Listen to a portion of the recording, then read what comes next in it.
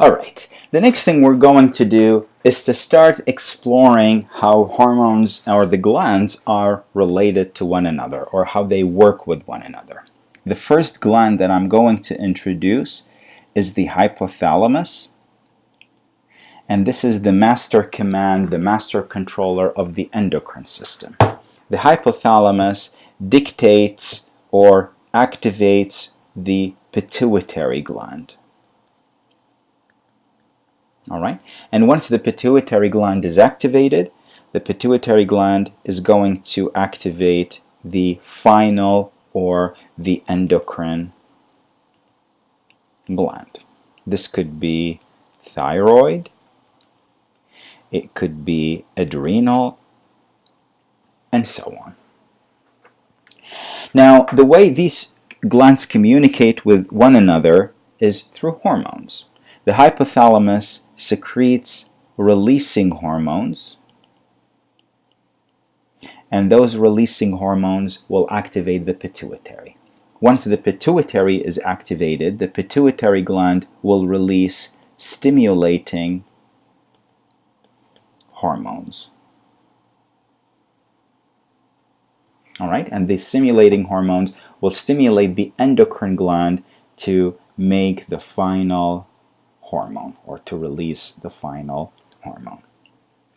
Now, earlier in the course, we've learned some general terminology that we use in the context of biology. And one of them was the negative feedback loop.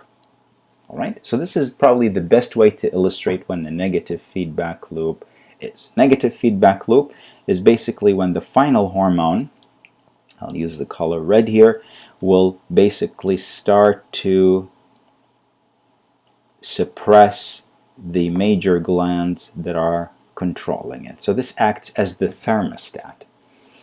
If we have a lot of the final form of the hormone, then we're going to suppress both the pituitary and the hypothalamus.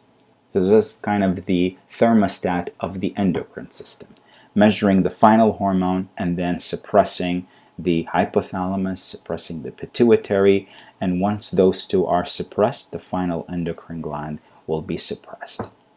If we have a very low level of the final hormone, then the negative feedback loop is gone. So instead of suppressing, we're going to turn on all the glands to see more of the hormone. So as I said, it's like the thermostat. You set the thermostat in a room for a particular temperature, and then once you reach that temperature, the AC or the heating system will shut off, and then when the temperature drops, then the system will turn on in order for the temperature to be restored to whatever value you set on that thermostat. All right, so with that in mind, now that we know the general principle and the basics, let's start looking into the hormones themselves. I'll start with the hypothalamus or the hypothalamic hormones, and then we're going to outline how the hypothalamus controls the pituitary. So the first hormone that I'm going to write is the growth hormone releasing hormone. All right. Once this hormone is released, it's going to stimulate the release of growth hormone from the pituitary.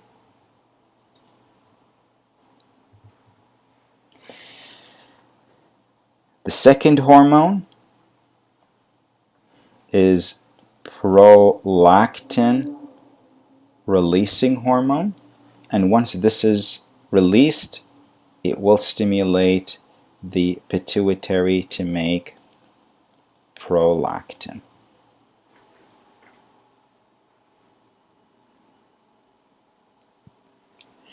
The next hormone is going to be thyroid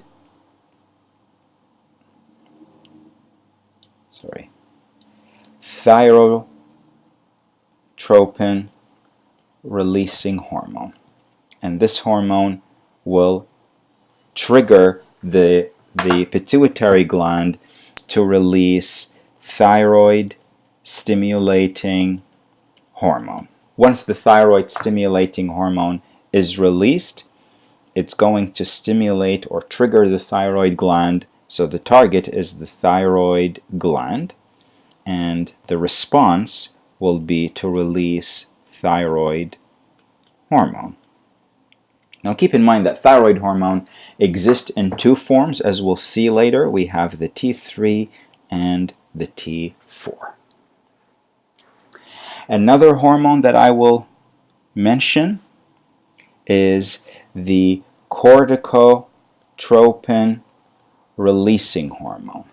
Once this hormone is released, it will act on the pituitary and it will stimulate adrenocorticotropic hormone, or ACTH for short. This ACTH will act on the adrenal gland, and the adrenal gland will release cortisol. All right, and the next one I'm going to mention is the gonadotropin releasing hormone. And this gonadotropin releasing hormone will basically work at the level of the gonads. So it will work eventually on the gonads, but once the pituitary sees the gonadotropin releasing hormone, it will secrete two hormones. All right, one hormone is called the luteinizing hormone,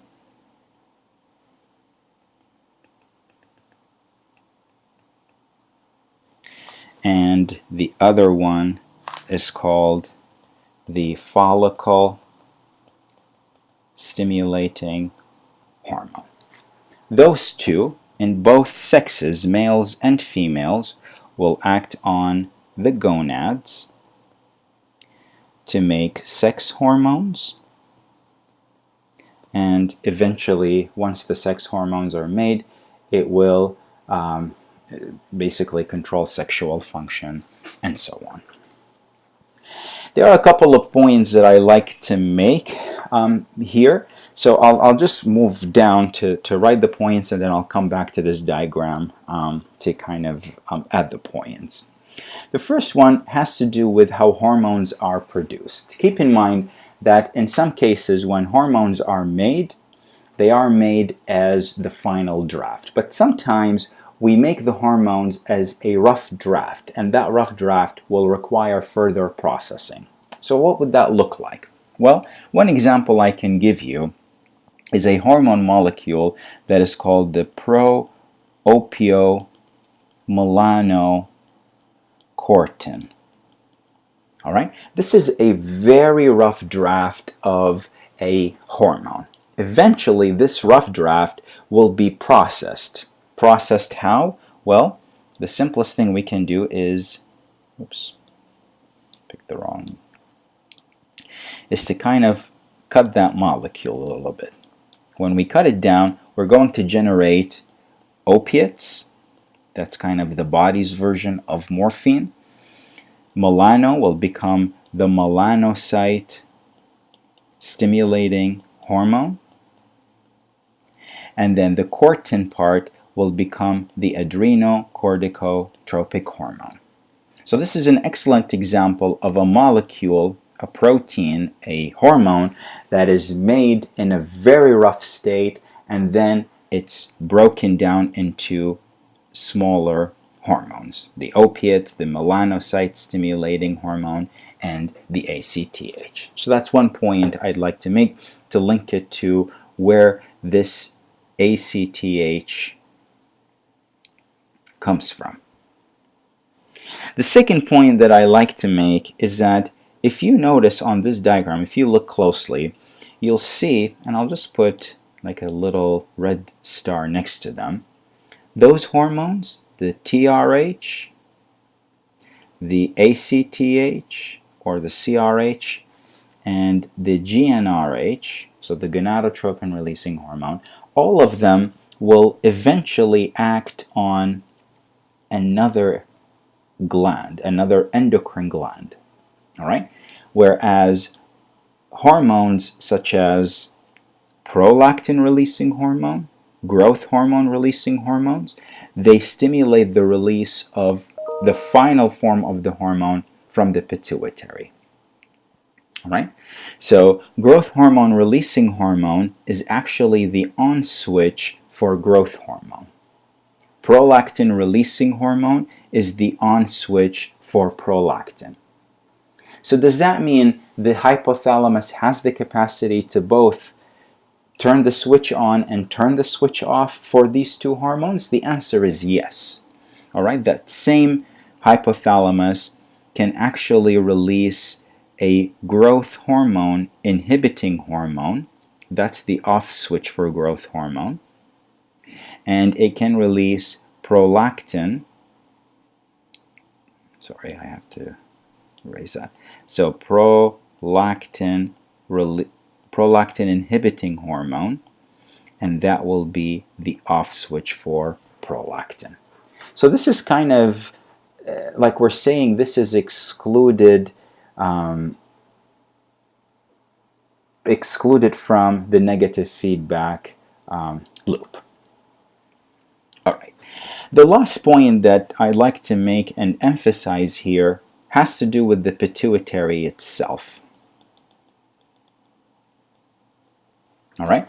The pituitary as a gland, it's a major endocrine gland, and that endocrine gland is actually divided into two parts.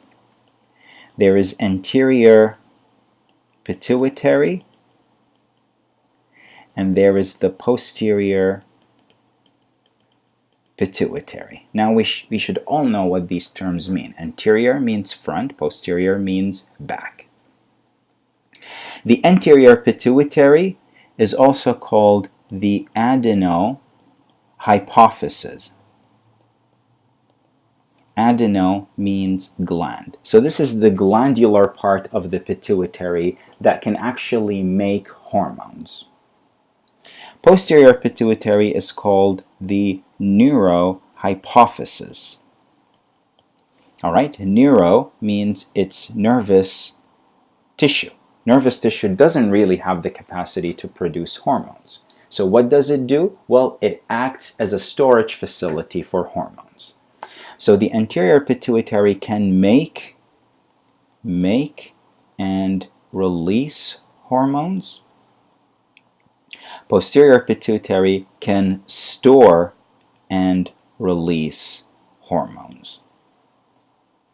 All right, so this would be a good true and false questions. Anterior pituitary can make hormones and release hormones. That's true.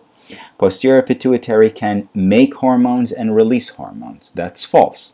Posterior pituitary can only store hormones and then release them. That is a true statement. So everything I put in here in our diagram, this will be the anterior pituitary. All right? The posterior pituitary stores only two hormones. All right? Those hormones are the oxytocin as well as the antidiuretic hormone. All right, those are made in the hypothalamus and stored in the posterior pituitary, and when the body needs them, they will be released from the posterior pituitary.